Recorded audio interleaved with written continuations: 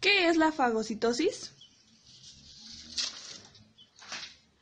Son células especializadas del sistema inmune con la capacidad de ingerir otras partículas, cuerpos extraños y combatir infecciones del sistema como primera línea de defensa. Función.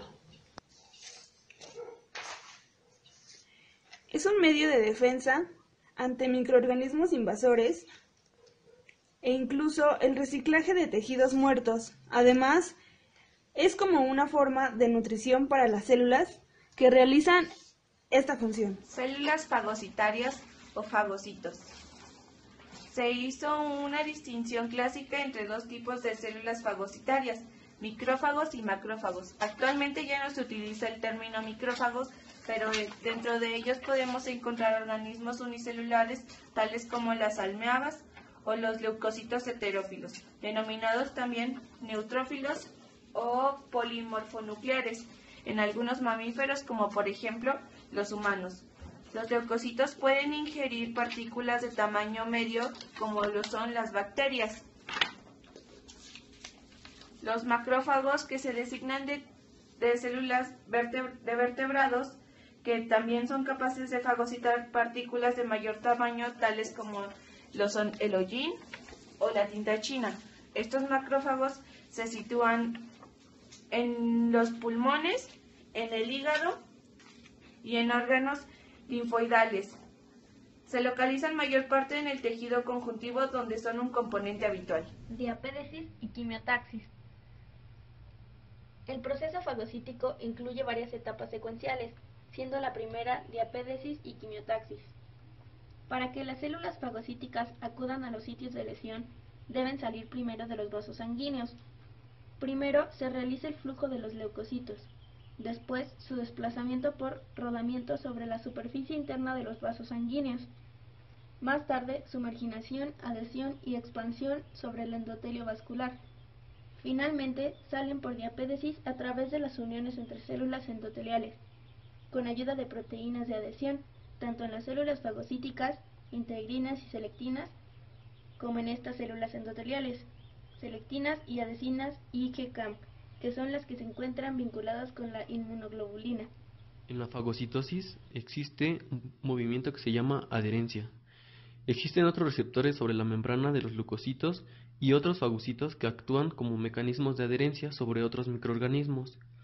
Dentro de esta adherencia existen diferentes tipos de receptores, como podemos ver el receptor de manosa, que tiene una afinidad por los componentes de la manosa presentes en las glucoproteínas y en los glucolípidos, en las paredes celulares y microbianos.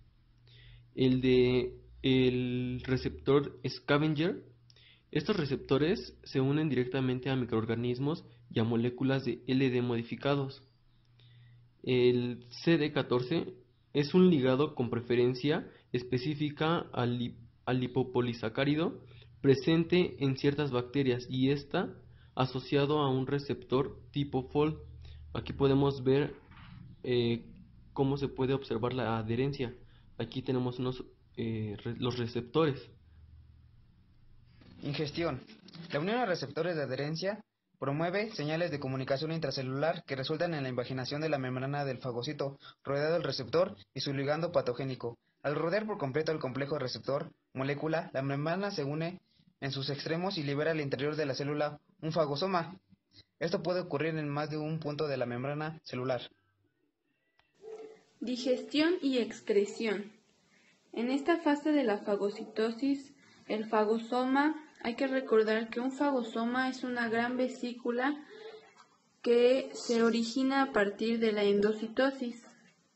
Este se separa de la membrana y penetra en el citoplasma, en cuyo interior entra en contacto con los lisosomas, que contienen enzimas digestivas y sustancias bactericidas.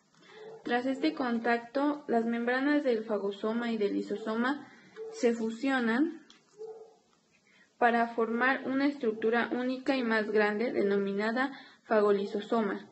El contenido del fagolisosoma tarda solo de 10 a 30 minutos para destruir la mayoría de los tipos de bacterias.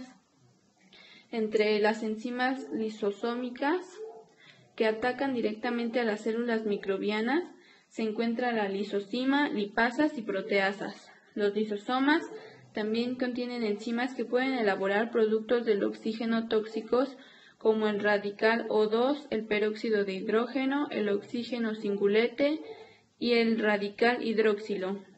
Se forman a través de un proceso conocido como estallido oxidativo. Después de la digestión enzimática del contenido del fagolisosoma, este va a producir un cuerpo residual. Contiene material no digerible y se denomina así. Este se desplaza hacia la superficie de la célula y descarga sus residuos fuera de ella. O bien también puede contener al mismo antígeno, dado que no siempre puede estar desintegrado. La forma de deshacerse de estos residuos es mediante la exocitosis.